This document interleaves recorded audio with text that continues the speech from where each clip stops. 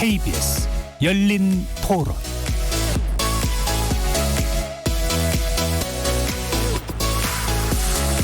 안녕하십니까. KBS 열린 토론 정준희입니다.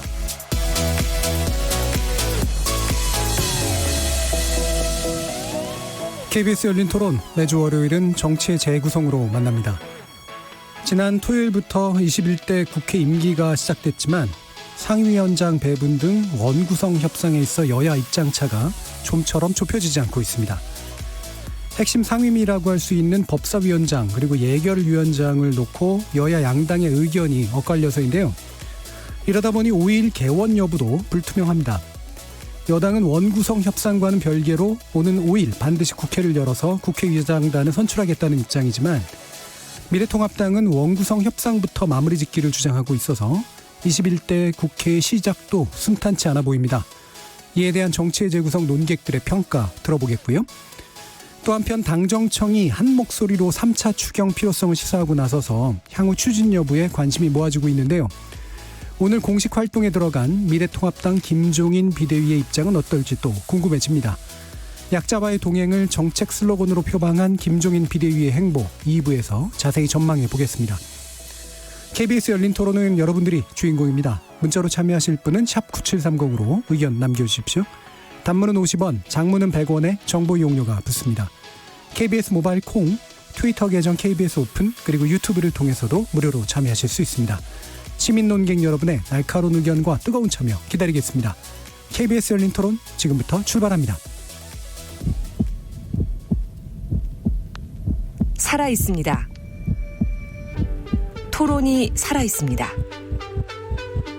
살아있는 토론, KBS 열린 토론. 토론은 라디오가 진짜입니다. 진짜 토론, KBS 열린 토론.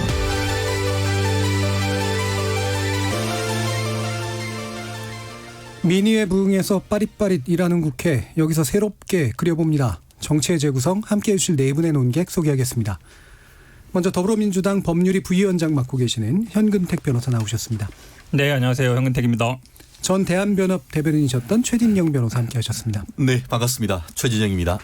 전 바른미래당 대변인이셨죠? 강신업 변호사 자리하셨습니다. 네, 강신업입니다. 반갑습니다. 그리고 정의당 혁신위원이십니다. 김준우 변호사 나오셨습니다. 네, 안녕하세요. 김준우입니다. 자, 21대 국회 임기는 시작이 됐고요. 원구성 협상은 여직 제자리 걸음인 상태인데요. 많이들 아시다시피 이제 법사위원장 그리고 예결위원장 자리를 놓고 이제 양당의 갈등이 여전한 그런 상태입니다. 법사위원장 아무래도 이제 20대 국회에서 법사위원장 자리라고 하는 것이 얼마나 큰 힘을 갖는가라고 하는 것들을 또 보여줬고요. 예결위원장도 이제 그랬기 때문인 것 같은데요. 일단 현근택 변호사님, 이번엔 이 두 위원장 자리는 절대 양보할 수 없다라는 입장, 여당 입장 맞죠? 맞습니다. 왜냐하면 지금 당내 분위기라든지 아니면 당원들 분위기 보냐면요, 아마 이 두 위원장을 만약에 민주당이 갖고 오지 못하면 거의 뭐 그만둬라, 직을 걸어야 할 정도예요. 그러니까 우리 뭐 다 갖고 간다 이거는 좀 이제 좀 과한 것 같지만 실제로 이 아마 그 2004년에도 그랬던 것 같아요. 아마 이게 관행상 그 당시에 그때부터 그러니까 2004년부터 법사위를 야당이 줬다 그러는데 사실 어찌 보면 그러면서 이 개혁 입법도 많이 처리지 못한 그런 어떤 결정적인 원인으로 보고 있어서 저는 뭐 법사위는 반드시 사수된다 보는데 저는 뭐 그 전에 전제 조건으로 이 법사위의 체계자구 심사권 일단 제가 폐지하면 이 어떤 그 위원장을 누가 갖고 가느냐 문제가 오히려 더 쉽게 풀릴 수도 있는 거 아닌가 이렇게 보고 있습니다. 예.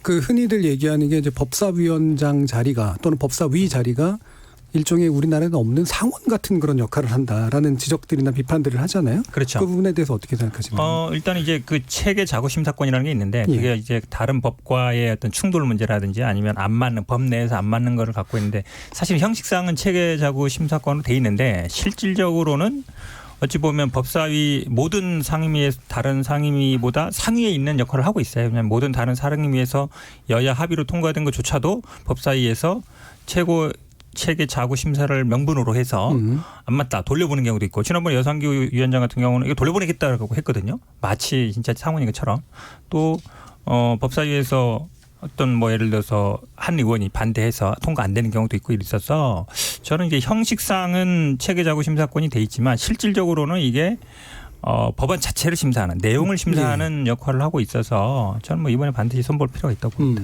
이 체계 자구 심사권이라고 하는 게 이제 이게 법으로서 합치되는가라는 여부를 사실은 마지막에 최종적으로 그렇죠. 다른 보는 거잖아요. 법과의 관계라든지 뭐 이런 거 보는 거죠. 자, 그럼 최준용 변호사님은 왜 야당이 이 법사위원장 내지 예결위원장까지 가져와야 된다 이렇게 주장하시나요? 이 부분에 있어가지고는 우리나라 헌법이라는 큰 테두리 안에서 한번 생각해 볼 필요가 있는 것 같습니다.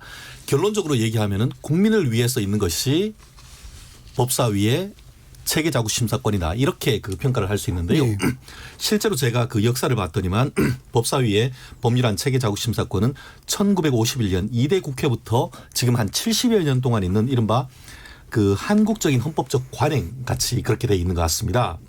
그렇기 때문에 이것을 갑자기 폐지하는 것보다는 어떻게 보면 타협으로 제3의 방안을 한번 그 안을 만들어 보는 것이 지금 시점에 적절한 것이 아닌가 생각을 하는데요. 요거 하나만 좀 명확해 주시죠. 헌법적 관행이라는 건 뭔가요? 네, 왜냐하면 헌법에 있진 않습니다만 법사위 국회법에 따르는 법사위의 자구 체계 심사권이 사실상 우리나라 개헌했는 때부터 지금까지 꾸준히 그대로 있어 왔다는 것이죠. 그게 네. 형식적인 것뿐만 아니고 실질적인 위헌 법률 심사 역할을 국회 범위 내에서 하는 역할을 해왔다는 것이죠. 네. 그 말이 뭐냐면은 실제로 소관상위원회를 넘어 법사위까지 와서 거기를 통과했는 법도 매년 헌법재판소에서 10건 이상 위헌 판결을 받습니다.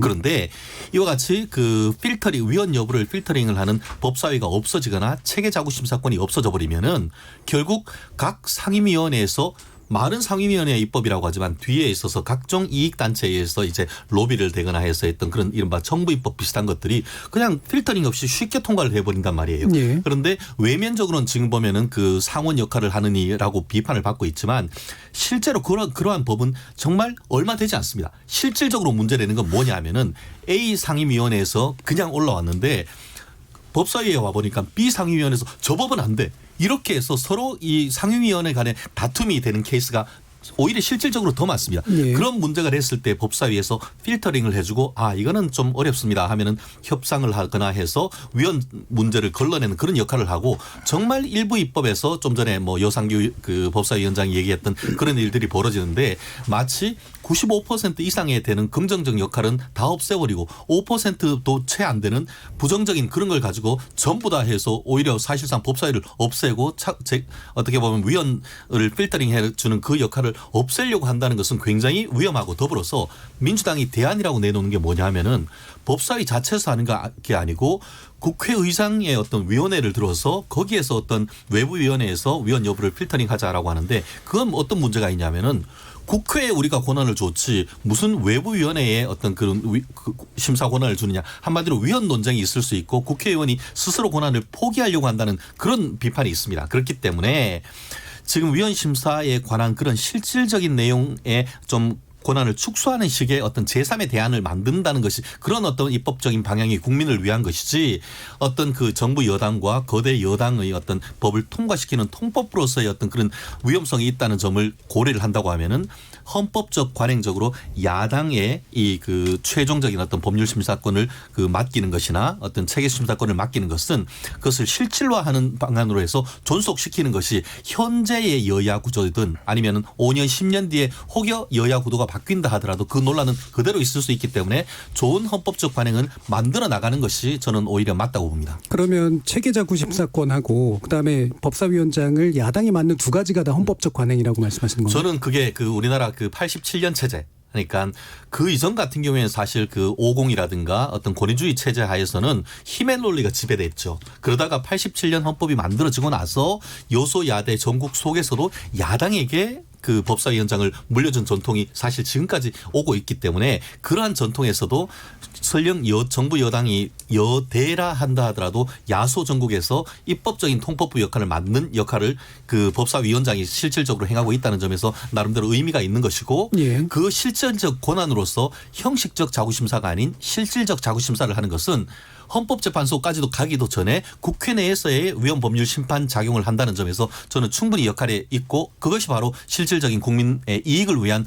그 기능을 지금까지 해왔다고 저는 긍정적인 역할을 해왔다고 평가를 합니다. 이 쟁점에 대해서 강신업 변호사님 의견. 네, 지금 최진영 변호사가 아주 얘기를 좀 잘해줬어요. 감사합니다. 상당히 그 좋은 얘기 그리고 똑똑한 얘기를 했습니다. 원래가 말이죠. 법사위한테 이렇게 이 법사위원장을 야당한테 주는 권한은 그런 어떤 관행은 사실은 지금 국회라고 하는 것이 원칙적으로 삼권 분립을 따진다면은 정부를 견제하는 역할을 해야 되거든요. 예. 그리고 대통령을 견제하는 역할을 해야 되는데 여야가 있다 보니까 여당은 사실은 대통령과 정부를 견제하는 역할을 못 해요. 그렇다면 국회에서 대통령과 여당 정부를 견제할 수 있는 건 사실은 야당밖에 없단 말이에요. 그리고 야당이 그렇게 할 수 있는 하나의 강력한 무기가 바로 이 법사위원장인 거예요. 그런데 이와 같이 삼권 분립이라고 하는 것을 국회 내에서도 작동되도록 하는데 하나의 그 의미가 있는 것이고 그다음에 체계하고 자구 심사라는 게 뭐냐면 이 체계는 법 체계를 말하는 거고 예. 자구라고 하는 것은 그 하나하나의 문장이라든지 단어라든지 이걸 말하는 거예요. 예. 그런데 법이 아까 최진영 변호사가 아주 얘기를 잘했는데 상임위에서 통과를 해가지고 만약에 본회의로 금방 가게 되면 이 법사위를 통과를 안 하게 되면 그야말로 어떤 위험이 있냐면 물론 국회의원들이 알아서 잘 하겠지만 각 상임위별로 꼭 그렇지만은 않거든요. 그러다 보니까 각각의 법률이 충돌할 가능성이 많고 그다음에 또 이 단어 하나를 어떻게 쓰느냐에 따라서 그다음에 문장을 어떻게 쓰느냐에 따라서 너무나 의미가 달라져요. 네. 법이라고 하는 것은 예를 들어서 그 단서 같은 조항을 하나 다느냐 안 다느냐 또 뭐 예를 들어서 문장을 갖다가 뭐 의로 하느냐 뭐 예를 들어서 애로 하느냐 등등 이런 거 하나하나에 따라서 너무나 의미가 달라지기 때문에 주로 이제 법률가들로 이루어지는 법사위에서 그거를 한번 걸러본다는 의미가 있는 거예요. 예. 그래서 그런 기능을 입법조사관들이 이미 하고 있지 않나요? 그런데 입법조사관들이 하지만 그거를 이제 최종적으로 결재하는 거는 이제 그러니까 국회의원들인 거죠. 입법조사관하고 전문위원들이 하는 그렇죠. 거라고. 그렇지만 예. 어쨌든 그거는 그 사람들은 보좌진에 불과한 것이지. 결정권이 없어서. 예, 결정권이 있는 것은 아니고 아까 최진영 변호사가 잘 얘기했듯이 입법권은 국회의원들한테 있는 거지 국회에 있는 거지. 예. 그런 어떤 뭐 외부 전문기관이라든지 외부 전문위원들한테 있는 게 아니거든요. 그래서 정리해서 말을 하자면 저는 이 법사위원회에서 체계 작구 심사를 하는 거는 바람직하다고 보고 예. 그다음에 이제 야당에 주는 문제인데 이것도 아까 얘기했던 것처럼 사실상의 삼권 분립의 어떤 실질화라고 하는 측면에서 본다면 바람직한 관행으로 봐요. 예. 그런데 이번에 이제 너무나 일방적으로 여당이 177석을 갖다 보니까 이런 경우에도 과연 그러면 야당이 가져야 되느냐 이런 의문이 있는 거죠. 그런데 이 법사위하고 예결위 둘 중에서 과거에는 모두 야당이 가져왔지만 이번에는 하나를 여당에서 가져가고 야당에서 하나를 가져온다면 그래도 이 법사위원회를 가져오는 것이 삼권 분립의 원칙에 맞다. 저는 그렇게 보죠. 적어도 법사위는 야당에게 줘야 그렇죠. 된다. 예. 김준우 변호사님. 일단 사실관계 확인을 좀 해야 될 것 같은데 뭐 헌법적 관행은 아닌 것 같고 제 생각에 법사위한테 체계자구 심사권을 줬던 것은 즉 87년 이전 체제에서 줬던 것은 국회 입법조사나 전문위원회에서 법학을 좀 잘 하시는 분들이 없던 시절에 국회의원 중에 율사를 좀 모아서 법사위의 그 기능이라도 수행하게 했던 이제 법률가 자체가 굉장히 희소했던 시대에 잔존하는 유물인 점이 좀 있습니다. 그래서 지금은 이제 충분히 뭐 스텝이나 보좌진이나 이런 분들이 충분히 뭐 많이 늘었기 때문에 법률가가 많기 때문에 그래서 뭐 저는 뭐 꼭 그렇게 법사위까지 거쳐야 될지 아니면 이미 상임위에서 어느 정도 다 거친다고 좀 보는 부분이 있어요. 다만 이제 상임위에선 됐는데 당 여야가 이제 협치를 하거나 토론을 하거나 갈등을 빚는 과정에서 좀 뭐랄까 쿨다운 시키는 기능으로 법사위에 그냥 잠겨놓는. 예. 그러니까 뭐 그것도 뭐 부정적이든 긍정적이든 국회의 어떤 관행 중에 하나이기 때문에 그 부분이 뭐 존중될 수는 있다고 봅니다. 그런데 법사위가 이제 야당이다. 뭐 이게 약간 좀 이미 20대 국회 때 깨졌다는 거죠. 예. 20대 국회 전반기 때 권성동 의원이 법사위원장을 하고 그때 탄핵소추위원장을 했습니다. 그러니까 그때 한석 차이로 이제 1당 2당과 여당 야당. 그러니까 여당이라는 건 대통령이 이제 소속돼 있거나 소속됐던 정당이고 1당은 이제 의석수가 제일 많은 정당인데 그때 한석 차이론가 아마 보수당 계열이 이제 2당이 되었죠. 그래서 이제 국회의장을 내주고 그래서 여당인데 오히려 법사위를 가지고 예결위는 주고 그랬어요. 그러니까 그거는 사실은 17대부터 18대, 19대까지 있던 관행에서 약간 좀 비껴나갔다. 왜냐하면 19대 때 뭐 또 평가하기 나름입니다만 전반기에 박영선 의원이 그때 법사위원장을 해서 상당히 많은 입법을 또 막았어요. 그러니까 그렇게 하니까 또 일이 안 된다. 보수정당 계열에서는 그런 관점이 있어서 어떻게든 예결위를 주면서까지도 법사위를 이제 잡았던 거거든요. 그러니까 원내에서 1당과 2당의 관계일 것이냐 아니면 행정부와의 관계일 것이냐에 따라서 공학이 달라지기 때문에 이거는 지금 새롭게 어떤 관행을 만들어가고 있는 시점이라고 보여져서 이전에 17대, 18대, 19대만 가지고 얘기를 하기에는 조금 이미 변화한 거 아니냐. 그래서 그렇게 좀 풀어놓고 폭넓게 얘기를 하고 저는 최근에 뭐 예를 들어 김태년 원내대표가 이렇게 하면 뭐 전부 다 우리가 상임위원장 할 수도 있다. 이렇게 얘기하는 거나 아니면 주호영 원내대표가 법사위원장, 예결위원장 뭐 다 달라고 하는 거나 이거는 사실은 약간 정치적 수사에 불과하다고 생각하고 결국은 두 당이 좀 하나씩 정도 나누면서 어떤 견제와 균형의 원리를 좀 찾아가는 게 중요하다고 생각하는데 그때 반드시 뭐 야당이 법사위원장이어야 된다거나 뭐 이렇게 그런 걸 정해놓을 거는 20대 때 깨지지 않았나 이런 정도의 입장입니다. 저는 오히려 뭐 이게 그 헌법적 관행이 아니라요. 오히려 법사위가 좀 위헌적인 상태에 있다라고 봐요. 왜냐하면 월권행위거든요. 왜냐하면 기본적으로 우리 헌법이라든지 아니면 국회법에는 상임위에서 통과하면 본회의에 회부해서 결정하게 돼 있습니다. 그렇기 때문에 법사위가 다른 상임위에서 결정한 것 자체에 대해서 이의를 제기하거나 아니면 이거를 뭐 문제를 삼는 것 자체가 제가 보기엔 문제가 있는 거예요. 그러니까 제가 보고 오히려 월권행위라고 보는 게 맞는 것 같고요. 지금 이제 어찌 보면 저희 당에서 대안으로 내세운 것도 그 이제 의장 산하의 법제실에 가서 각 상임위에서 일단 법안 소위에서 통과한 다음에 그다음에 의장 산하의 법제실에 갑니다. 거기서 일단 다른 데랑 이제 체계자구 심사를 하고 다시 상임위로 오는 거예요. 문제가 없다 하고 가는 거기 때문에 이 사람들한테 판단을 맡기는 게 아닙니다. 거기서 문제가 없다고 하면 여기 와서 상임위에서 결정해서 본회의에 간다는 것이죠. 법사위 거치지 않고. 그러니까 결국은 법사위에 말씀드린 체계자구 심사 어떤 권한 어떤 기능 같은 거는 이 국회의장 산하에 지금도 뭐 있지만 좀 더 강화하면 된다는 것이고 사실은 그렇기 때문에 이제 외부의 어떤 평가를 받는다는 건 아니고요. 지금 사실은 주호영 의원도 17대 때 이거 폐지하는 법안 냈었어요. 그다음에 이주영 의원도 16대 냈었고 그러니까 이게 사실은 왜 이게 계속 이런 폐지 법안이 나왔냐면 실제로 법사위의 체계자구 심사권이 말로는 말씀처럼 어떤 법의 체계를 따지고 뭐 자구를 따진 거 돼 있지만 실제로 그렇게 작동 안 해온 게 너무 오래됐다는 거예요. 마치 상원처럼. 우리나라 어쨌든 양원제는 아니잖아요. 그렇게 본다 그러면 이제는 좀 손볼 때가 됐다라고 봅니다. 저는 그와 관련해 가지고 법의 정신 근본으로 한번 돌아가 보자라는 그런 취지를 말씀드리고 싶은데요. 우리가 그 몽테스키어의 법의 정신에서 삼권 분립을 얘기를 했었는데 고전적 의미의 권력 분립은 입법부, 행정부, 사법부를 이렇게 탁탁 끊어놓는 겁니다. 왜냐하면 행정부가 너무 권한이 세니까.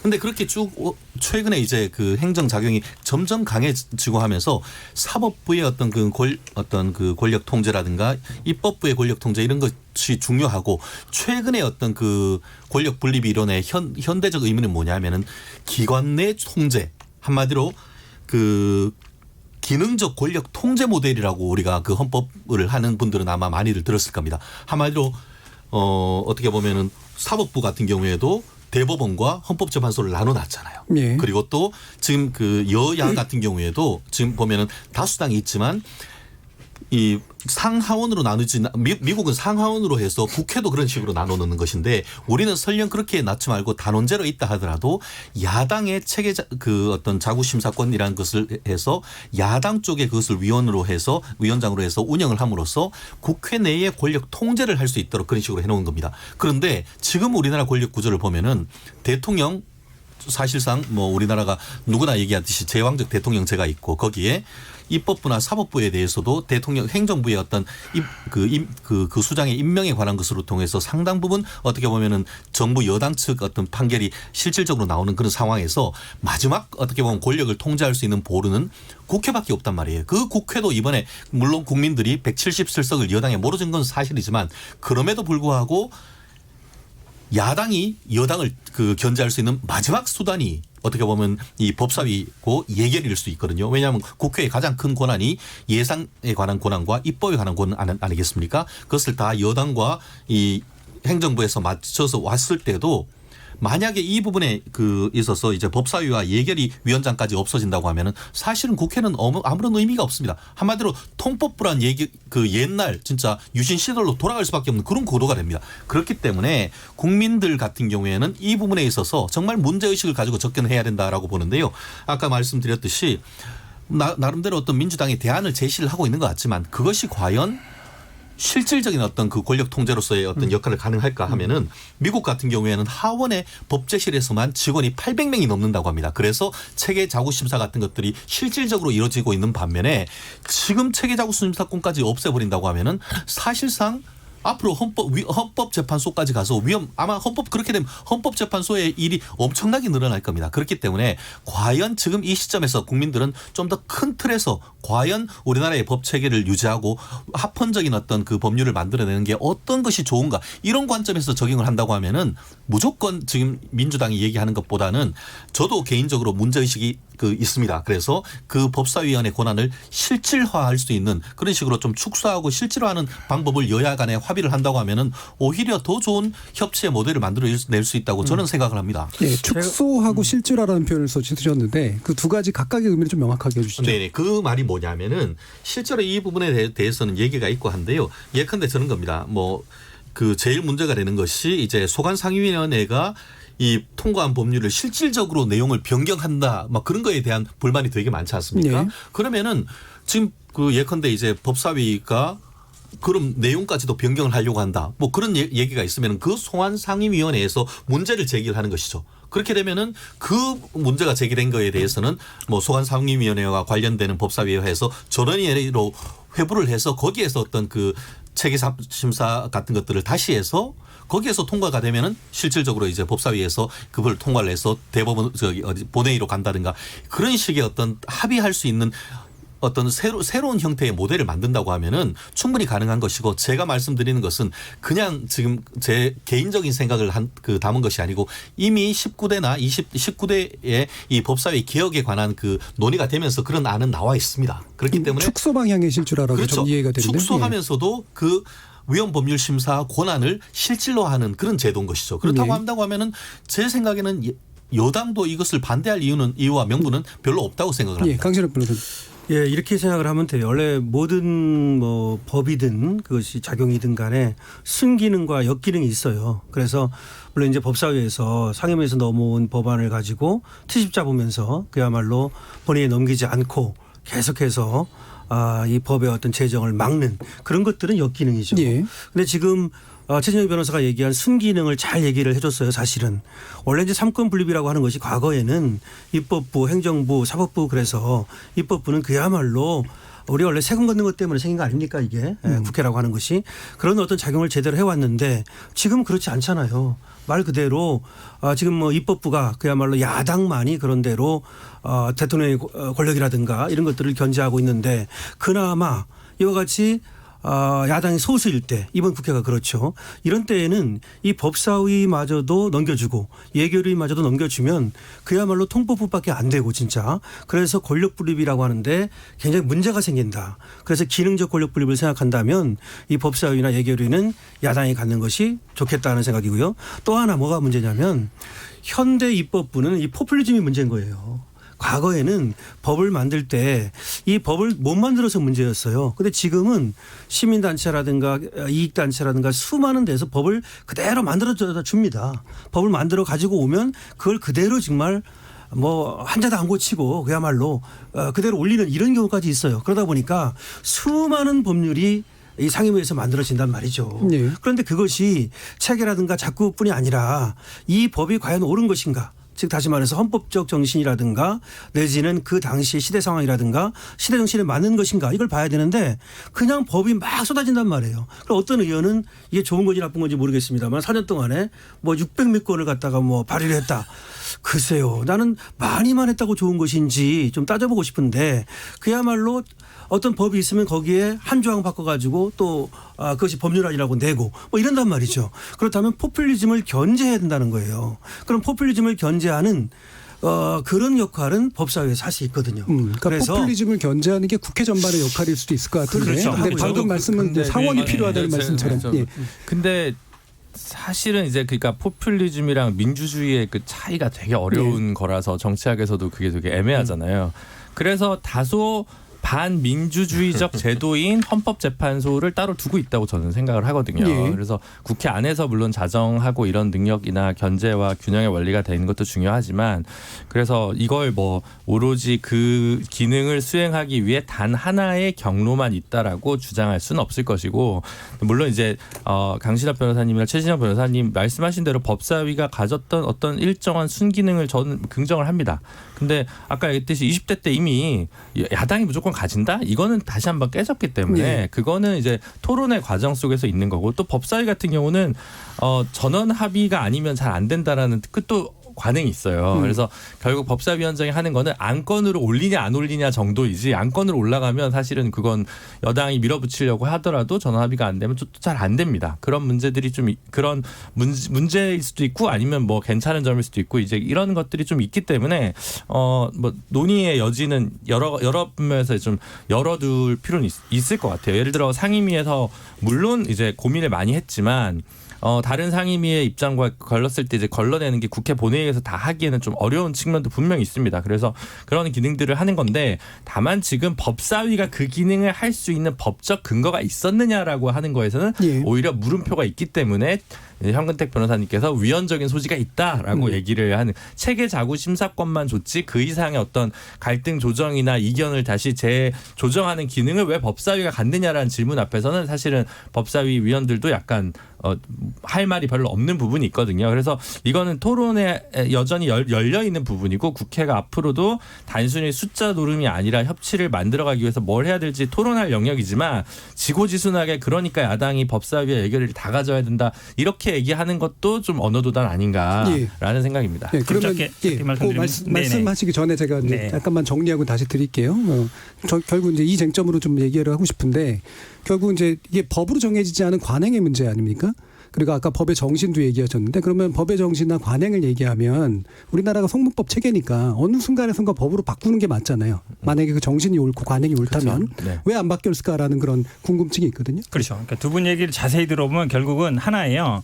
법사위가 다른 상임위에서 통과한 법안을 심사할 수 있다. 실질적으로 예. 내용을. 그러니까 위헌이라는 말씀드리고 체계 자구 심사라고 얘기하지만 어쨌든 이 법 자체가 옳은지 그른지. 단순히 사실 체계 자구 심사할 때는 뭔가 문구 단어 고치는 정도 얘기예요. 아니면 예를 들어서 다른 법에 충돌하는 게 있으면 고치는 정도지 내용을 심사하는 건 아니거든요. 예. 근데 실질적인 위헌 심사를 한다 그러면 내용을 보는 거예요. 이게 헌법에 위반되는지 안 되는지. 실제 또 그런 역할을 하고 있어요. 그렇기 때문에 이게 문제가 되는 거거든요. 예. 실제로. 그래서 상원이라는 얘기도 나오는 것이고 두 분 계속 말씀하신 것처럼 한 번 더 거쳐야 된다. 그러면 사실은 다른 상임위와 법사위가 어찌 보면 18개 상임위 중에 하나란 말이죠. 법사위도. 그럼 다른 상임위보다 더 위에 있게 되는 문제가 네. 생기는 거예요. 계속. 그래서 상원 얘기도 나오는 것이고. 그럼 저는 그다음에 이번 이제 선거에서 나타난 어찌 보면 교모할 수도 있는데 교묘하다는 표현은 죄송한데 어쨌든 여당에 뭐 180점 이상 정도 줬는데 그 뜻은 제가 보기에 아니 좀 개혁 입법도 좀 해라. 그다음에 뭐 예를 들어서 코로나 이거 대응을 하려면 추경 같은 것도 좀 신속하게 처리해라. 예. 그런 뜻이 맞다고 봐요. 왜냐하면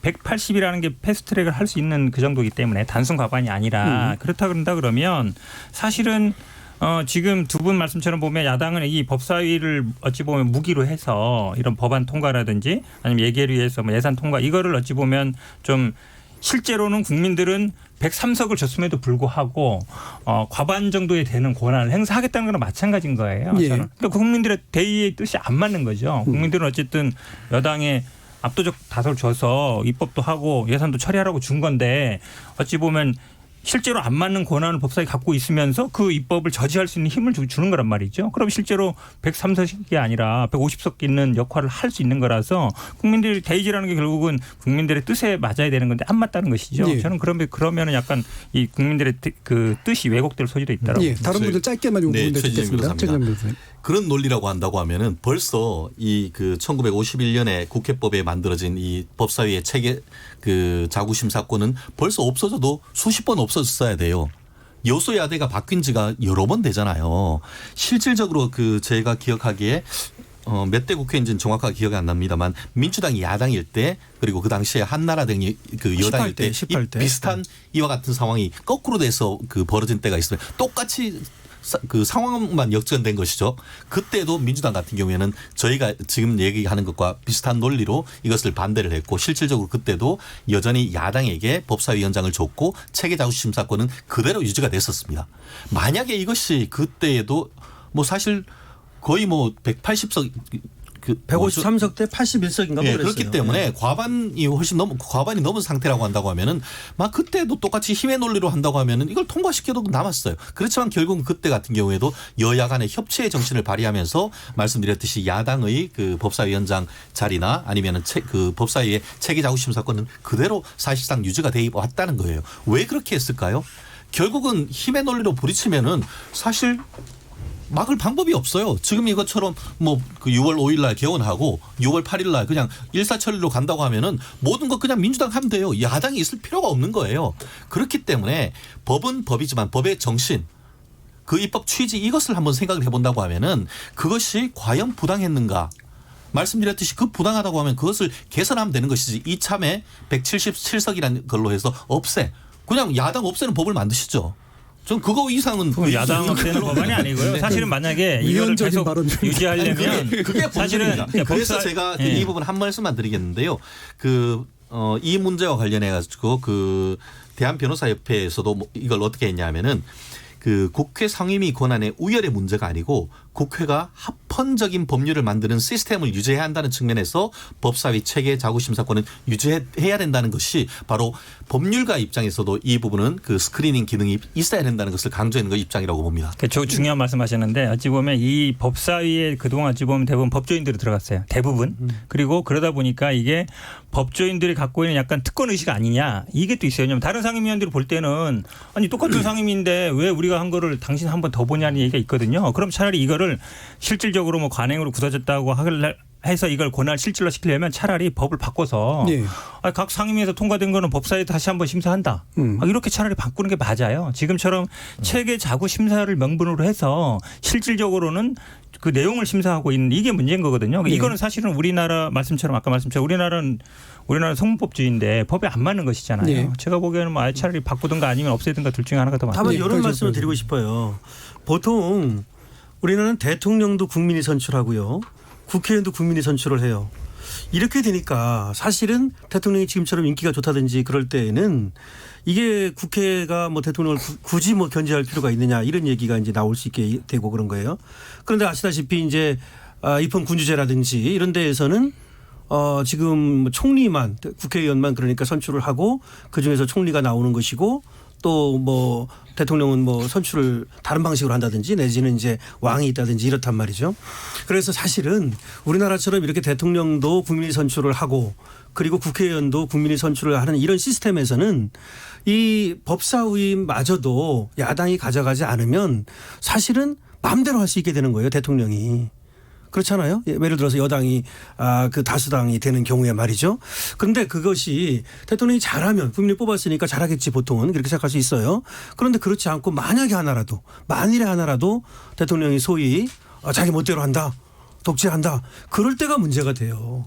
그래서 그런 경우를 대비해서 지금처럼 관행으로 이걸 지켜온 것이라고 보고 그다음에 국회 내에서 이것이 그 상원이라고 하는 그런 권한을 준 어떤 법이 없는데 그런 성문법이 없는데도 불구하고 그렇게 할 수 있는 것이냐.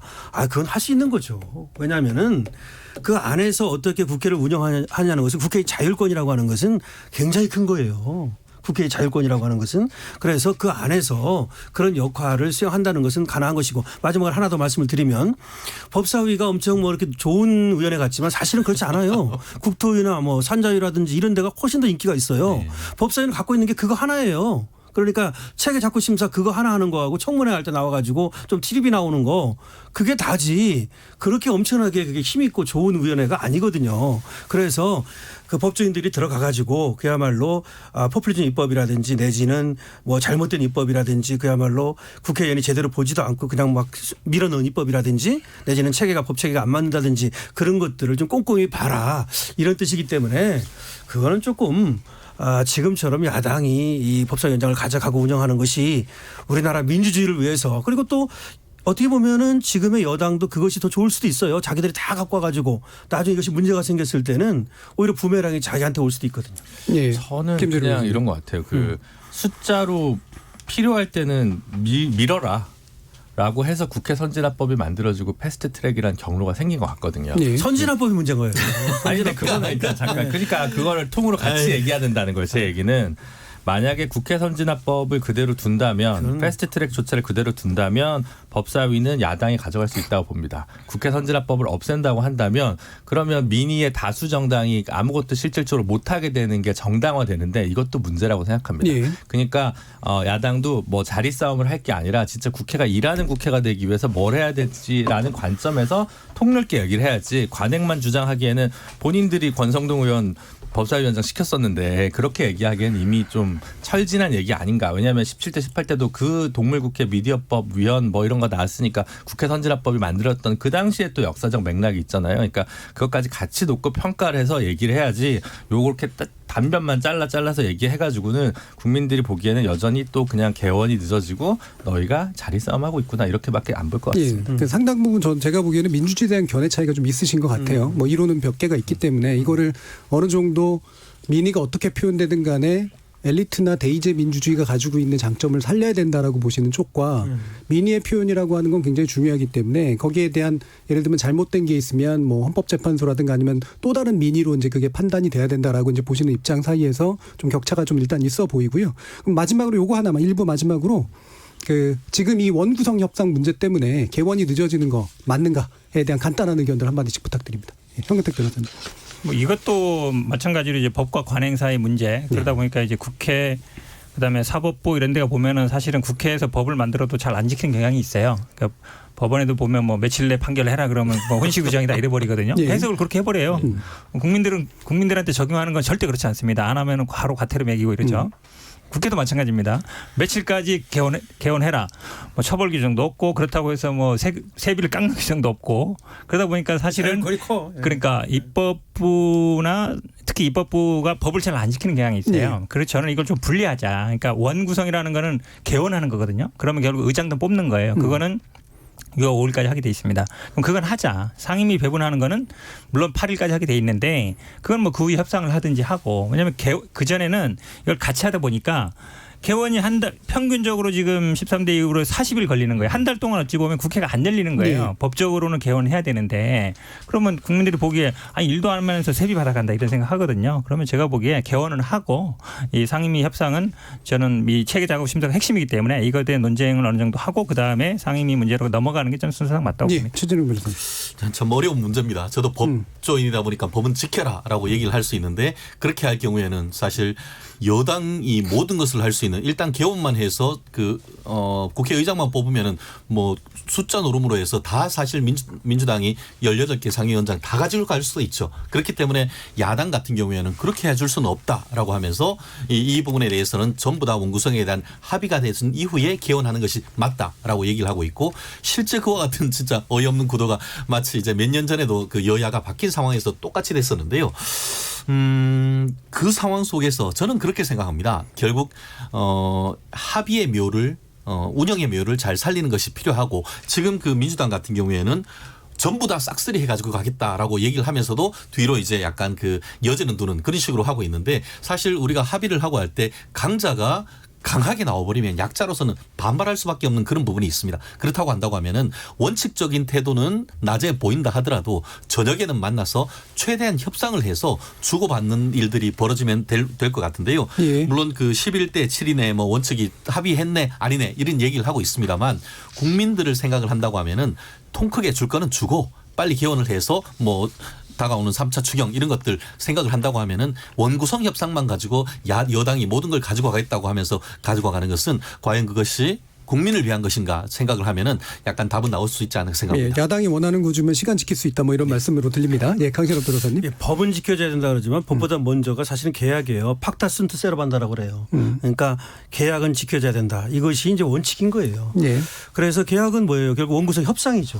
그래서 원구성 협상을 해가지고 어떻게 할 것인가를 먼저 얘기를 하고 사실은 개원을 하는 게 맞죠. 이것이 이제 통합당의 얘기거든요. 통합당에는 뭘 의심하는 거냐면 6월 5일에 개원을 해가지고 의장단을 선출하고 나면 그럼 6월 8일에 가가지고 자기들이 다 가져가겠다고 표결을 해버리면 난 뭐가 되느냐 이런 얘기예요. 예. 그렇기 때문에 사실은 뭐 미래 통합당에도 그런 어떤 의구심 같은 걸 불식시켜야 되기 때문에 6월 5일 이전에 서로 계약 그리고 협상을 하고 예. 그리고 나서 6월 5일 개원하고 6월 8일 상임위원 뭐 또 선출하고 위원장 이렇게 하는 게 맞는 것 같아요. 예, 알겠습니다. 김준우 변호사님. 18대 국회 때 주호영 원내대표가 우리가 18개 다 하겠다라고 얘기했던 그 자료 화면이 돌아다니더라고요. 예. 하여튼 그 일관됐으면 좋겠다는 생각이 좀 드는데 결과가 어떻게 됐냐가 중요하겠죠. 아니 그러니까 논리에 그러니까 그렇게 이렇게 싸우는데 저는 싸움도 좋다고 봅니다. 그러니까 국민들이 싫겠지만 뭐 독일 이런 데서 뭐 네덜란드 이런 데서 연정이 형성이 안 되면 몇 달 동안 국회가 안 열리고 이럴 수도 있지 않습니까? 내각이 구성이 안 되고 심지어 바로 다시 선거를 하기도 하고 저는 그럴 수도 있다고 생각하거든요. 그게 뭐 민주주의가 치러야 될 어떤 대의제 민주주의가 치러야 될 비용이라고 생각을 하는 쪽입니다. 근데 세월아 내월아 할 수는 없으니까 아까 현근택 변호사님 얘기하신 것 비슷하게 뭐 일정 기간이 지나면 페널티로 세비는 안 주는 걸로 자동으로 규정을 만들어야 예. 보좌관도 다 안 주고 이렇게 해야 뭔가 좀 정신 차리지 않을까 이런 생각을 해봅니다. 보좌관들 그 근로기준법 좀 적용해 주세요. 좀 그분들 힘듭니다. 네, 보좌관에 대한 얘기까지 들었고요. 자, 우리 토론 진행되는 동안 청취자들도 의견 보내주셨을 것 같은데요. 한번 들어보고 가겠습니다. 정의진 문자캐스터. 네, 지금까지 청취자 여러분이 보내주신 문자들 소개합니다. 먼저 유튜브 청취자 신석훈님. 관행을 이유로 법사위원장직을 가져가려는 야당 답답합니다. 국민의 뜻은 관행을 바꾸라는 겁니다. 유튜브 청취자 이양킴님. 20대 국회에서 야당이 모든 사안에 반대해서 여당에서 할 수 있는 게 거의 없었습니다. 이번에 국민이 여당에게 의석을 많이 준 이유는 그런 야당을 벌한 겁니다. 21대에서는 국민의 바람대로 여당이 주도권을 가지고 결정하고 결과에 책임지면 됩니다. 콩아이디 8222님. 왜 매번 국회는 원 구성부터 국회법을 안 지키는지 모르겠습니다. 관행, 관례를 따지려면 아예 법사위원장과 예결위원장은 국회법으로 제1야당 몫이라고 21대 국회에서 법으로 정하면 앞으로 이로 인한 삿바 싸움은 안 해도 되지 않을까요? 제발 국회부터 법을 지키는 모범을 보여주십시오. 콩아이디 4867님. 법사위원장직은 야당 몫이어야 합니다. 지금 거대 여당이 이것마저 뺏는다면 제왕적 통치의 길로 들어서는 겁니다. 민주당의 횡포 막아야 합니다. 콩아이디 9414님. 총선 결과의 분명한 메시지는 기본적으로 여당이 추진하는 개혁 정책에 대한 지지입니다. 이에 대한 원활한 추진을 위해 주요 상임위원장은 여당이 가져가야 합니다. 양보는 야당이 해야 총선 민심을 반영하는 거죠. 이 문제 가지고 또 줄다리기해서는 야당이 정신 못 차린 거예요. 콩아이디 소병호님. 야당이 견제하면 좋죠. 근데 여태 한 것을 보면 견제가 아닌 무조건적인 방해였습니다. 지난 20대 국회 돌아보면 통합당 솔직히 제할 일 안 하고 방해한 거밖에 없지 않아요? 뭐 한 게 있다고 법사위원장 자리를 탐내시나요? 콩아이디 5460님. 지금 여당이 177석이나 가지고 있는데 법사위원장은 야당이 가져야 균형이 맞을 것 같습니다. 라고 보내주셨네요. 네, KBS 열린 토론. 이 시간은 영상으로도 생중계하고 있습니다. 유튜브에 들어가셔서 KBS 1라디오 또는 KBS 열린 토론을 검색하시면 지금 바로 토론하는 모습 보실 수 있습니다. 방송을 듣고 계신 여러분이 시민 농객입니다. 계속해서 청취자 여러분들의 날카로운 시선과 의견 보내주세요. 지금까지 문자캐스터 정의진이었습니다. 토론이 세상을 바꿀 수는 없습니다. 하지만 토론 없이 바꿀 수 있는 세상은 어디에도 없습니다.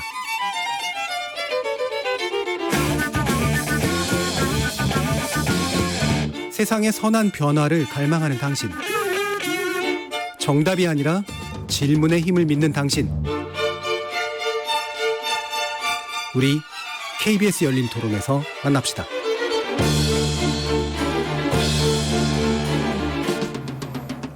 KBS 열린 토론 월요일 코너 정치의 재구성 함께하고 계십니다. 김준우 변호사, 강신업 변호사, 최진영 변호사, 현근택 변호사 이렇게 네 분과 함께하고 있는데요.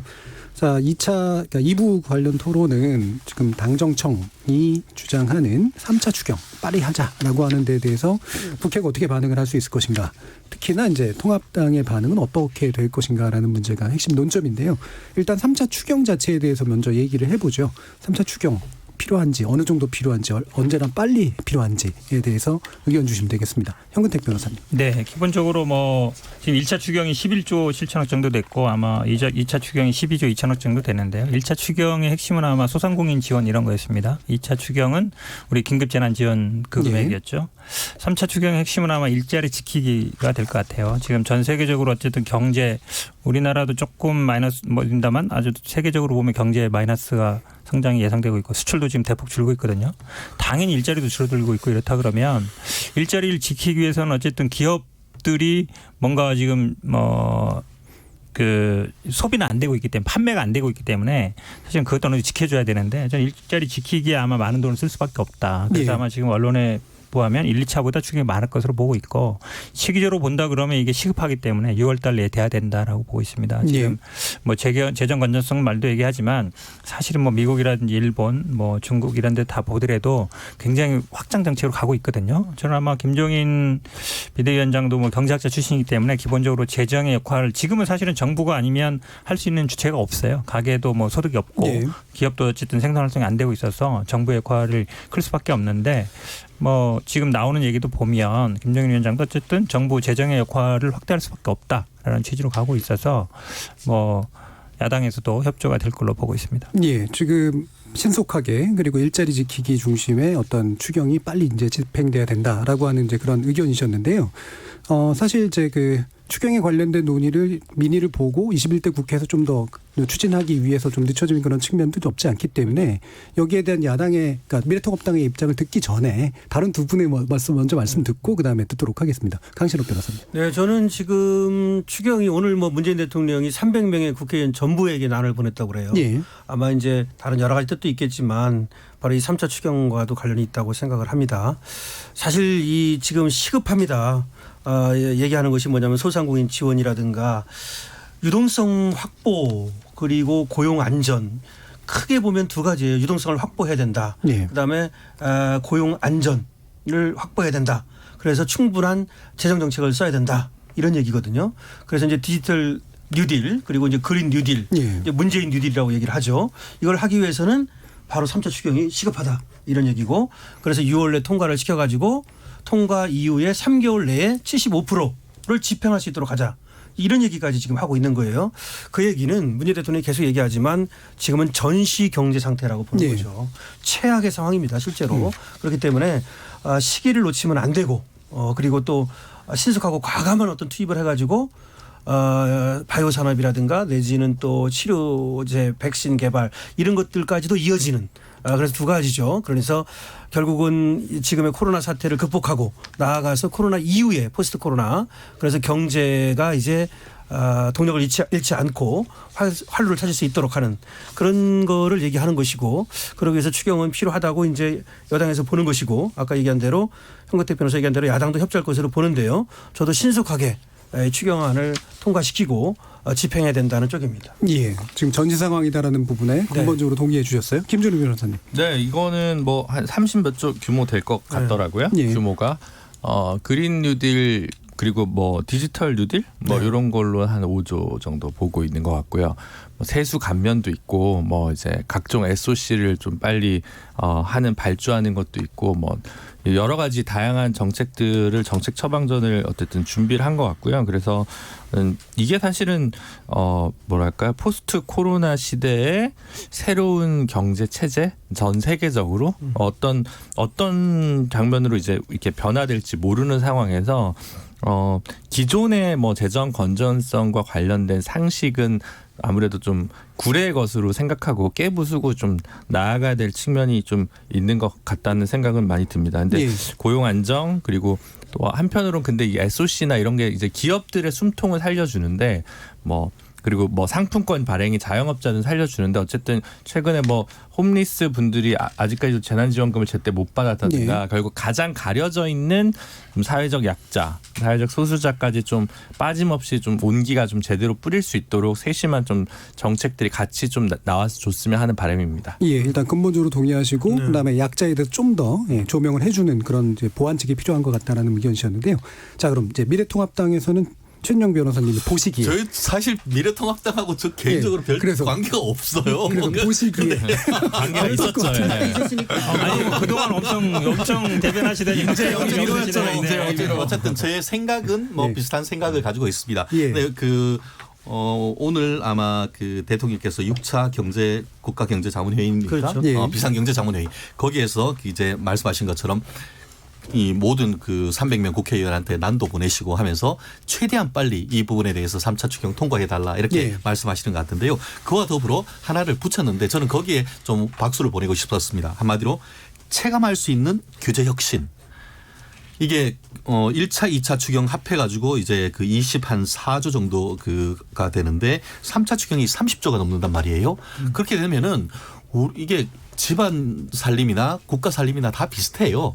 빚을 왕창 내면은 나중에 그것은 나중에 언젠가 갚아야 된단 말이에요. 지금 힘이 드니까 이제 그 초기에 어떤 경제 살리기 위해서 마중물을 계속 붓는데 이게 단순한 마중물이 아니고 결국 그 더 이상 계속 물 푸다 보니까 나오지 않으면은 이게 물이 말라버리면 나중에 이걸 어떻게 감당하죠? 그렇기 때문에 이 마중물을 내는 역할과 함께 기업들에게 묶인 손발을 풀어주는 그런 어떤 이 당근과 책징 역할이 같이 가야 된다라고 생각을 하는데 오늘 그 나온 메시지는 나름대로 의미가 있었던 것이 아니라 추경을 열심히 할 테니까 대신에 기업들도 열심히 뛰어달라. 우리가 규제 혁신을 하겠다. 이런 메시지를 같이 보내는 것은 저는 개인적으로 그 좋다라고 생각을 하고요.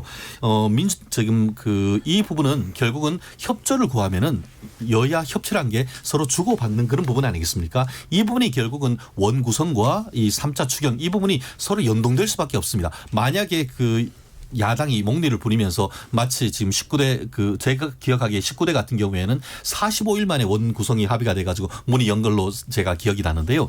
이번 또 그렇게 되면은 사실 3차 추경 하세월입니다. 그렇다고 하면은 정말 정무수석이건 아니면 정무장관을 신설하건 해서 야당에게 어느 정도 줄 거는 주고 받을 건 받는 그런 어떤 지혜를 발휘한다고 하면은 3차 추경도 빨리 되고 원 구성도 그만큼 신속하게 될 것이다라는 생각을 하면은 이 정부 여당 대통령의 어떤 특사도 어떻게 보면 나름대로 의미 있는 시점이 아닌가 생각을 합니다. 예. 그럼 제가 한 가지 좀 궁금해지는 게 지금 대부분 전반적으로 동의해 주시는 분위기잖아요. 되게 급한 시기라는 것도 동의하시고. 그러면 이제 지난 총선에서 나왔던 민심이 저는 그런 것들을 보여준다고 보는데 이게 정치적으로 협상의 대상으로 삼을 아이템하고 그다음에 이거는 공동으로 뭔가를 추구해야 될 아이템을 구별 좀 해줬으면 좋겠다라는 의미가 좀 있는 것 같아요. 그럼 이 추경 같은 게 이제 뭔가 주고받는 대상이 되는가라고 하는 데 궁금증을 분명히 가질 것 같거든요. 어떻게 보세요? 강철 교수님. 국민들이 바로 이제 여당에 이렇게 177석 또 184까지 이렇게 몰아준 데에는 분명히 그런 것이 있는 거죠. 예. 다시 말해서 일을 할 때 그리고 예를 들어서 돈을 쓸 때 재정정책을 펴야 될 때 그런 때까지도 발목을 잡는다든지 하면 그것이 이제 문제가 있다는 것이고 그러니까 금방 사회자께서 얘기한 대로 여당과 야당이 때로는 뭐 주고받고 때로는 반대도 해야 되지만 어떤 때에는 전폭적으로 밀어줘야 될 때가 있어요. 네. 그런데 지금까지는 반대를 위한 반대 그야말로 트집 잡기 이런 경우가 많이 있었단 말이죠. 그래서 그거에 대한 어떤 심판의 성격도 분명히 있었어요. 이번에는. 그래서 국민들이 집단지성을 발휘하면 굉장히 현명하고 똑똑하거든요. 그렇기 때문에 지금 이 시대는 어떻게 보는 거냐면 최진영 변호사가 얘기한 것처럼 미리 돈 다 썼다가 나중에 어떻게 할 거냐 그걸 걱정할 때가 아니라고 하는 거예요. 네. 왜 그러냐면 오히려 마중물을 부음으로써 펌프에서 물이 펑펑 나와야 계속해서 물이 있는 거지 물이 말라버리면 그때는 뭐 나중에도 없는 거예요. 그렇기 때문에 지금은 코로나 시대의 극복, 포스트 코로나 시대를 준비해야 된단 말이죠. 그래서 재정정책 물론 뭐 아까 규제를 푸는 것도 이것도 필요하지만은 재정을 과감하게 투입해 가지고 나중에 우리가 먹고 살 거리를 만들어야 되는 거예요. 네. 그것이 뭐냐면 바이오 산업이에요. 그리고 치료제하고 백신의 개발이에요. 네. 그래서 우리나라가 만약에 이렇게 재정정책을 써가지고 그것이 포스트 코로나 시대 이후에 먹거리를 만든다면 전화위복이 되는 거죠. 다시 말해서 이 코로나 시대 이후에는 미국이 아니라 대한민국이 세계를 지배할 수 있는 거죠. 예. 희망 섞인 얘기를 한다면 예. 그런 어떤 바이오 산업이라든지 백신 같은 것들을 개발할 수 있는 그런 걸로 이어지는 그러기 위해서는 여기 아까 얘기한 대로 규제 혁신도 필요하죠. 예. 예. 제가 보기에는 아마 네. 그 김종인 비대위원장이 방향을 잘 잡은 것 같아요. 예. 지금 1호 법안에 나온 것도 보면 약자와의 동행하면서 결국 민생 법안인데 내용을 봤거든요. 보면 뭐냐면 중소기업 피해 지원하겠다. 예. 그다음에 학자금 돌려받을 수 있는 근거가 없거든요. 근거 법안 만들겠다. 그다음에 뭐 임대차 차임 감액 청구할 수 있게 지금 왜냐하면 스스로 이렇게 깎아주는 분도 있는데 그렇지 않은 분도 있거든요. 그다음에 무상급식이 중단되니까 그거 대신하는 쿠폰을 주겠다. 굉장히 실용적이고 그다음 어찌 보면 우리 당에서 미처 못했던 그러니까 오히려 지금 1호 법안이 보면 우리 당 민주당 쪽에서는 뭐 법사위 체계 잠수 불출석하면 세금 삭감하겠다 뭐 매월 임시하겠다 어찌 보면 정치적인 건데 지금 김종인의 1호 법안들은 굉장히 민생적인 거예요. 그러니까 이미 어찌 보면 방향은 그쪽으로 잡고 있다는 거죠. 저는 뭐 그런 면에서 본다 그러면 이번에 국민들이 어쨌든 총선에서 민의를 보여준 게 굉장히 긍정적인 방향으로 가고 있다. 거라고 보고요. 저는 이 얘기는 꼭 하고 싶어요. 사실은 지금까지 얘기랑 관계없는데 뉴딜이라는 게 우리는 보통 해석으로 하면 새로운 계약이에요. 예. 그전에는 어찌 보면 SOC 막 댐을 건설하고 이러고 생각하는데 실질적으로는 그 당시에 뭐가 중요했냐면 고용보험 만들고 예. 사회보장제도 만들고 그다음에 합법화하고 그다음에 농민들한테 수입 보장하고 어찌 보면 그 당시 경제 위기 상황에서 그러니까 민중들 어쨌든 민생에 어려운 사람들 이런 사람들 도와주는 법들을 계속 만든 거예요. 그게 더 중요한 거였거든요. 단순 토목에 돈을 쏟아부은 게 아니다 이런 그렇죠. 말씀이시죠. 그렇게 본다 그러면 지금 김종인 위원장이 지금 제시하는 것들도 사실은 넓게 예. 보면 그 뉴딜 안에 포함되는 거예요. 결국 예. 민생을 챙기는 게 어려울 때는 사실은 국가가 민생을 챙겨야 되잖아요. 그런 면에서 본다 그러면 큰 틀에서는 저는 아마 이번 추경도 뭐 이렇게 충분히 야당이 뭐 동의해 줄 것으로 보고 있습니다. 현근택 변호사님 중요한 얘기 하셨는데 사실 20세기에 미국에서 뉴딜 할 때는 이제 노동조합을 다 활성화하고 이렇게 해서 새로운 계급 타협을 만들어냈던 건데 예. 우리는 97년에 사실 정리해고 중심으로 해서 노동자들이 많이 피해를 보는 방식으로 구조조정과 경제 위기를 좀 극복했던 슬픈 역사가 있습니다. 그래서 좀 다른 방식이어야 된다라는 좀 반성이 있어야 된다는 생각이 들고 그리고 이제 코로나 사태로 말미암아서 전 세계적으로 동시에 이제 비슷한 정책을 하니까 이게 좌우 진보 보수를 떠나서 지금 사실 수용의 폭이 굉장히 넓어지고 있는 건 맞습니다만 그럼에도 불구하고 두 가지가 하나 더 짚어져야 될 것 같은데 사실은 보수 같은 경우는 2012년에 박근혜 대통령이 김종인 위원장을 책사로 쓰면서 경제민주화 담론을 그때 이미 차용을 했고 2015년에 유승민 원내대표가 그때 중부담 중복지 얘기하면서 사실은 현재 기존의 70년대 발전주의 전략이나 뭐 이명박 대통령 시절의 그 전략으로는 더 이상 성장을 할 수 없다라는 사실은 합의가 보수 진영에도 저는 충분히 있었다고 생각합니다. 그거를 뭐 작년에 예를 들어 좀 황교안 대표가 뭐 민부론이라든가 이렇게 좀 옛날 걸 다시 끌고 와서 오히려 좀 문제가 됐던 것이지 이거는 뭐 지금 오히려 더 좋은 수를 내야 되는 거지 뭐 진보 보수가 오히려 뭐 구별되는 부분은 좀 아닌 것 같다는 생각이 들고 두 번째는 뭐냐면 사실은 올해가 이제 인구 감소가 제대로 되는 첫 해라는 거는 예. 한국이 사실 굉장히 먹고 살기 힘든 나라라는 거거든요. 근데 인구 감소 국가가 뭐 EU 동유럽 국가들 중에 이민을 가버리는 국가나 아니면 뭐 시리아처럼 내전을 하는 국가를 제외하면 사실 그렇게 많지 않습니다. 일본이랑 우리 정도인데 그러면 이제 일본이 계속 뭐 팽창 정책을 양적 완화나 이런 걸 썼던 이유들이 있던 거고 사실은 우리는 코로나가 아니어더라도 기존의 경제 패러다임으로는 계속 민생 문제를 해결할 수 없다는 어떤 한계치의 이미지 치다른 임계 상황이라고 보여지고 그래서 이번 일을 계기로 해서 좀 새로운 방식의 경제 정책, 재정 정책 뭐 이런 것들이 좀 고민되는 계기점이 좀 됐으면 좋겠습니다. 예, 지금 김전임에서 중요한 얘기를 했어요. 근데 김종인 비상대책위원장도 바로 그 저출산 문제를 이번에 얘기를 했어요. 예. 그래서 그 경제 패키지 그 법안 내면서 말이죠. 이 저출산 대책위원회도 만들겠다고 뭐 얘기를 했고 그런데 맞습니다. 지금은 경제 패러다임이 과거하고는 완전히 다른 거예요. 다시 말해서 코로나가 정말 오지 않았다 하더라도 그대로 우리가 가면은 그냥 고사할 수밖에 없는 구조였던 것이죠. 그것을 풀기 위해서는 출산 대책을 획기적으로 내놔야 되는데 그건 안 통하고 있잖아요. 솔직히 돈을 굉장히 많이 썼지만 그러면 이제 이민 대책이라고 하는 것이 이제 미국식 아닙니까? 네. 우리는 그것도 잘 안 돼요. 뭐 아시다시피. 그렇기 때문에 안에서 해결을 해야 되는데 그것이 바로 복지 정책을 획기적으로 바꾸는 거예요. 그래서 사실은 청년 기본소득이라고 하는 것을 저는 얘기를 좀 벗어나긴 하지만 예. 도입을 해야 되는 것이라고 보고 사실 김종인 비상대책위원장도 그런 쪽으로 지금 방향을 잡는 것으로 보여요. 예. 그래서 복지라고 하는 것을 그냥 애기 한 명 낳으면 심한 이런 게 아니고 청년이라도 먼저 이 기본소득제를 도입해가지고 그야말로 애기 키우는데 뭐 예를 들어서 뭐 경제 때문에 예. 돈이 없어서 못 키우고 못 낳는다. 이런 거는 미리 빨리 해결을 하는 것이 가장 중요한 그런 경제 정책이에요. 예. 자, 최준영 변호사님 지금 김종인 비대체제에서 지금 얘기하고 있는 이 바가 어떻게 전개될 것 같으세요? 그렇습니다. 그 첫 행보가 제일 중요하다 생각하는데요. 오늘 그 6월 1일이니까 오늘이죠. 그 현충원 참배를 하면서 이렇게 쓰셨다고 합니다. 진취적으로 국가를 위하여 최선을 다하겠습니다.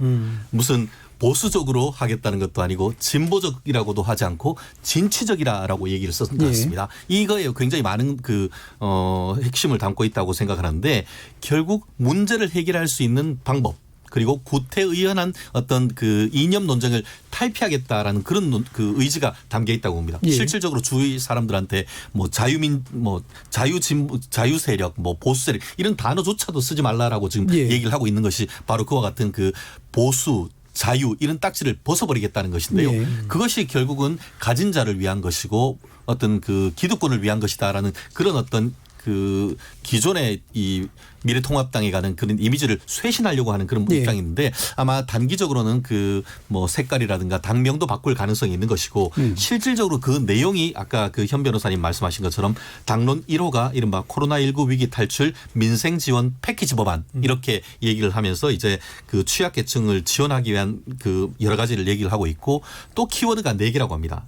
하나가 첫째가 문제는 경제다. 그래서 첫째 경제, 공정, 안전, 미래 이런 4대 분야에 중점적인 그 점을 두고 21대 국회에 입법을 한다라고 얘기를 하고 있으니까 아마 이런 기조는 민주당의 기조와 상당 부분 교집합이 있는 부분이 없지 않다고 봅니다. 예. 그렇다고 한다고 하면 이 부분은 서로 협치를 통해서 국민을 위한 입법으로 이어질 가능성이 상당히 있고 아까 지금 현 변호사님 말씀하신 것처럼 오히려 민주당이 내놓는 지금 최근에 있어서의 어떤 그런 정치적인 입법보다 오히려 민생 입법에 그 먼저 치고 들어간다고 하면은 지금까지 뭐 사실 아직까지도 미래통합당은 이 선거 지난번 그 4월단 총선 이후에 아직까지도 그 이 지지율이 답보를 하지를 못하고 있는데 그것도 뛰어넘을 수 있는 어떤 나름대로의 하나의 계기는 마련했다 이렇게 평가하고 싶습니다. 예, 거기에 이제 강한 기대감이 양쪽에서 다 나오고 있긴 한데 저는 궁금한 게 뭐 말씀하실 게 있어요? 아니요. 그 사실은 저도 지금 말씀하다 보니까 어찌 보면 정의당이 지난번에 이제 나왔던 거예요. 20대 청년 졸업하면 얼마를 주자. 그렇죠. 저는 아마 예. 김종인 비대위원장이 그걸 들고 나올 가능성이 있다 봐요. 이번에 예. 아마 그 피케티가 쓴 책을 보니까 기본 자본이란 말을 썼어요. 네. 기본 소득이 아니라 기본 자본을 20대 중반이 되면 1억 몇천만 원씩을 줘서 일단 그럼 뭐 어쨌든 뭔가 장사를 하든지 아니면 결혼을 하게 하자. 오히려 그게 실질적으로 보면 저도 정의당이 처음에 제안했을 때는 조금 과한 거 아닌가 생각했는데 예. 기본소득이라는 거는 예산이 많이 들어가잖아요. 예. 근데 예를 들어 특정 연령에 특정 금액을 주는 거는 그렇게 많은 예산이 안 들 수 있거든요. 그런 걸 아마 김종인 위원장이 1,000만 원 제안했을 얘기했었죠. 텐데. 아니에요. 5천인가 5천만 원인가 얘기한 것 같은데. 네. 예. 근데 저는 개인적으로는 뭐 그 기본소득이랑 이 청년 기본소득, 재난 기본소득이 좀 사실 사회과학적으로 좀 다 다른 다르죠. 개념이잖아요. 예. 그래서 예. 저는 사실 기본소득보다는 저는 어쨌든 이번에 코로나에서 의료 문제에서 사실 미국에서 보면 우리는 사회주의 국가겠죠. 의료망 놓고 보면 그렇게 평가할 거 아닙니까? 거기 민간 보험업자들이 얼마나 반대하겠습니까? 그러니까 최저 기준, 바텀 라인이 제일 그래도 쾌적한 나라로 가는 게 사실은 진보 보수가 다 원하는 것 같습니다. 그래서 저는 의료나 교육이나 이런 부분은 그래도 많이 좀 좋아졌습니다. 그러면 지금은 이제 주거와 관련된 부분에 있어서 좀 확실한 좀 비중 있게 사실은 우리 기재부나 뭐 중앙부처 공무원들이 똑똑해서 정책 실험은 다 있습니다. 다 있는데 비중이 얼마나 되느냐가 다 다른 것뿐이거든요. 예. 이런 것도 있고 저런 것도 우선순위. 있어서 네. 예.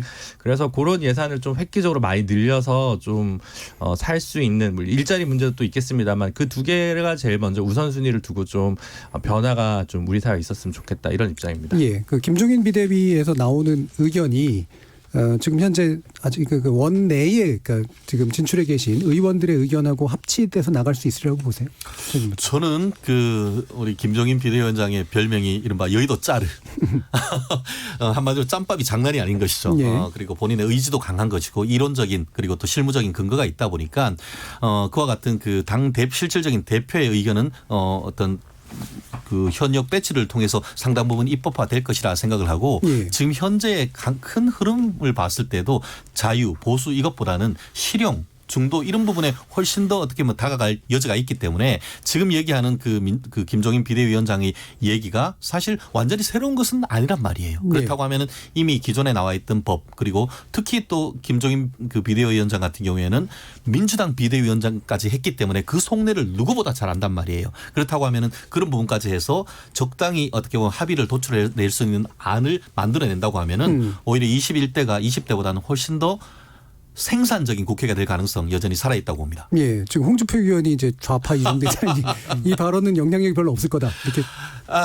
원래는 당 바깥의 인사니까요. 큰 뭐 말씀이 필요가 없을 것 같습니다. 예, 예, 지금 이제 김종인 비대위원장은 김선동 예. 재선 의원이죠. 이번에 이제 원외가 됐는데 사무총장으로 임명을 했잖아요. 제가 당에 있어 보니까 이거는 묘수 중에 묘수예요. 사실은 이 대표가 원외면 사무총장을 원외로 해야 됩니다. 그래야만이 힘을 발휘할 수가 있거든요. 사무총장이 이제 조직과 예산을 지고 있는 거란 말이죠. 그리고 내년 4월까지란 말이에요. 임기가. 요 두 개가 저는 아주 중요하다고 봐요. 네. 그래서 보궐선거를 일단 진두지휘할 수 있죠. 그다음에 예산과 인사를 원외를 통해 가지고 확실하게. 왜냐하면 국회의원이 사무총장이 되면 국회의원이 사무총장이 다시 원내대표의 또 지배를 받을 가능성이 있어요. 네. 근데 원외로 하면은 원내대표의 지배력이 약해지거든요. 이런 것이 있고. 그다음에 내년 4월이라는 것이 아주 중요한 건데 이때가 대통령 선거가 11개월밖에 안 남아요. 예. 그러면 그때 설사 물러난다 하더라도 상당히 영향을 미치고 물러날 수가 있거든요. 아니면 얼마 안 남았기 때문에 다시 연장이 될 수도 있어요. 경우에 따라서는. 그래서 그런 여러 가지를 본다면 김종인 비대위원장이 그래도 상당히 힘을 발휘할 것이다. 예. 홍준표 대표는 일단 내년 4월까지는 복당 못 한다고 봐야죠.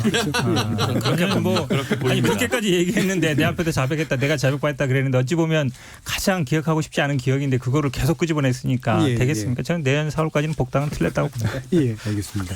자, 2부 순서 또 마무리할 시간인데요. 오늘 좀 아쉬운 소식 전하게 됐습니다. 정치의 재구성 논객으로 함께하신 현근택 변호사님, 최진중 변호사님, 그리고 강신업 변호사 세 분이 오늘 마지막 방송을 하시게 됐는데요. 요 정치의 재구성에서만요. 예, 그래서 마지막 인사를 간단히 한번 좀 들어볼게요. 강신업 변호사님. 네, 뭐 간단히 말씀드리면 하여튼 이렇게 좋은 방송에서 불러주셔서 감사하고요. 덕분에 재밌게 방송했고 그리고 사회자님하고 세 분의 변호사님들을 많이 배웠습니다. 그리고 앞으로 또 좋은 자리 다시 만나기를 바랍니다. 고맙습니다. 예, 최진중 변호사님. 네, 새스른 새부대에 21대 국회가 시작했는데 새로운 분들로 또 KBS의 혁신이 있길 바랍니다. 이런 좋은 기회 주셔서 감사합니다. 네, 현근택 네, 변호사님. 이 정치 잘 모르는 변호사들이 해가지고 정치 얘기하려 하니까 참 힘들었는데요. 그러니까 그래도 이제 법적인 재미는 아마 그렇죠. 다른 데보다는 조금 더 심도 있게 했던 것 같아요. 저도 좀 나중에 끼어가지고 했지만 어쨌든 좀 재밌게 했고 좀 아마 좀 더 정치를 잘하는 분들이 와서 더 재밌게 정치 얘기를 했으면 할 것 같습니다. 예, 뭐 사실 저희 정치의 재구성이 그래도 인기 있는 코너인데. 저희 세 분 오셔가지고 인기가 더 있어졌었습니다. 예. 고맙습니다. 그래서 다행입니다. 세 분의 덕이 굉장히 크지 않았나 싶고 저도 개인적으로 굉장히 정치의 재구성 모든 멤버 중에서 제일 재밌었던 그런 패널 구성이었습니다. 아유 감사합니다. 예. 감사합니다. 근데 김준우 변호사님 이제 남으세요. 살아남은 자의 어떤 이야기도 한번 들어봐야 될 것 같습니다. 아니 저는 원래 교체 대상일 줄 알았는데 지난주에 혁신위원이 되면서 약간 정의당 쿼터로 살아남을 수 있게 된 게 아닌가 저 혼자 추론해 봅니다. 혁신위원은 굉장히 높은 겁니다. 이게 비대위원이 아니기 때문에 그렇게 권한이 세지가 않습니다. 이건 내부에 뭔가를 좀 얘기해 달라는 거예요. 네. 좀 안에서 펑펑 좀 유념하겠습니다. 갔다가 펑펑 여기 터뜨리세요. 단독 특종 좀 해주세요. 네. 하여튼 세 분께 정말 많이 배웠습니다. 예, 저희가 이제 총선 바로 전에 이제 못 나오시는 정치인들 또 계셔서 그 자리를 이 세 분의 변호사님께서 아주 잘 메꿔주셔서 대단히 감사하다는 말씀 전하고요. 아마 다른 기회로 또 다른 세 분을 또 만나뵐 그런 기회가 충분히 있지 않을까 싶습니다. 그동안 모두 수고하셨습니다. 감사합니다. 고맙습니다. KBS 열린 토론 월요일 코너 정치의 재구성은 이것으로 모두 마무리하겠습니다. 오늘 토론 함께해 주신 그리고 지금까지 함께 정치의 재구성을 이끌어 주신 현근택 변호사, 최진중 변호사, 강신업 변호사 그리고 앞으로도 뵙게 될 김준우 변호사 모두 수고하셨습니다. 감사합니다. 고맙습니다. 고맙습니다. 그리고 참여해 주신 시민 논객 여러분께도 감사하다는 말씀 전합니다. 청취자들의 적극적인 참여로 만들어지는 KBS 열린 토론 생방송 놓치신 분들을 위해 나중에 팟캐스트 준비되어 있고요. 매일 새벽 1시에 재방송도 됩니다. 그리고 앞으로 다음 국회 개원과 함께 시작되는 정치의 재구성 새로운 멤버들과 함께 새로운 토론 또 준비되어 있으니까요. 많은 기대 또 부탁드리도록 하겠습니다. 저는 내일 저녁 7시 20분에 다시 찾아뵙겠습니다. 지금까지 KBS 열린 토론 정준이었습니다.